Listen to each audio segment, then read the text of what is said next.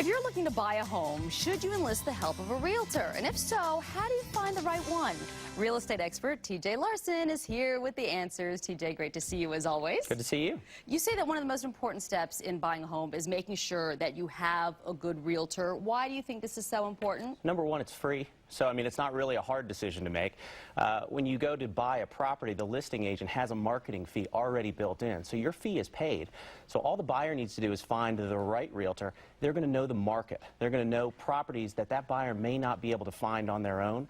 And they've got access to every property that's absolutely out there. They're also going to know the process. They're going to know how to take you through all the contract documents. I think it's so important. When we bought our house 2.5 years ago, I could not have done that on my own. I mean, I needed a real estate agent, but how do you go about picking the right one? I literally just asked a friend of mine, it was Bobby Sisk actually, who recommended a realtor, and that's how I found one. Well, what I hope that Bobby will recommend me from now on. So. This was a long time ago. I understand.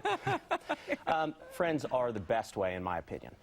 They're going to tell you who they trust, who they like. Better yet, they might tell you who they don't trust and who they don't like. So they might get you to stay away from one that might not be the best for you. Online, there's so much online right now. You can look up these realtors online. You can find out everything about them. You can read their bios. Make sure that they know the area. It's not only about knowing the process, but it's knowing about the areas that you're particularly interested in. Well, talk more about that. You think it's very important to find somebody. If you know you want to live in Myers Park, or you want to live in Ballantyne, or you want to live in Cotswold, you need to find somebody who's familiar with those areas? Absolutely. I mean, if you're looking in Myers Park and you find a Lake Norman realtor to represent you there, you may trust them. They may definitely be looking out for your best interest, but they may not know all of the deals. They may not know what's going on in that particular neighborhood. So find somebody that can actually prove to you that they have listings and they have sales in that particular neighborhood, and they are very aware of the market and the market conditions. And you think, too, that you should have some chemistry with your realtor. I mean, I think it helps if you just kind of like the person. Yeah, you know, number one, you want to find out, can they look out for my best interests? But if you've got that chemistry, maybe you can determine, will they look out for my best interests?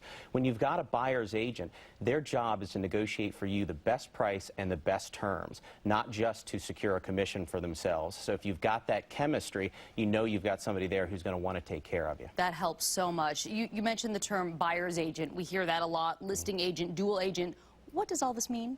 Well, a buyer's agent is someone that you secure to have a fiduciary responsibility to represent you as the buyer. Fiduciary, big word, TJ. And I nailed it. Strategery, I think, is the one that I messed up last time. So, but fiduciary it was statistics, actually. Not that I'm keeping score or anything like that. Of course. But let me see if I can get back on track here. Sorry, I asked you, what do these terms mean? Yeah. Buyer's agent is someone who has a fiduciary responsibility to the buyer to get them the best possible price and the best possible terms. There's a listing agent. That's the person with the sign in the front yard. Again, fiduciary responsibility to get the best price and the terms for the seller. Here's an interesting one. A dual agent. You call the number off of the sign. They represent the seller and they represent the buyer. How do they do that? They want to get the best price for the buyer and the best price for the seller. That's sort of hard to do.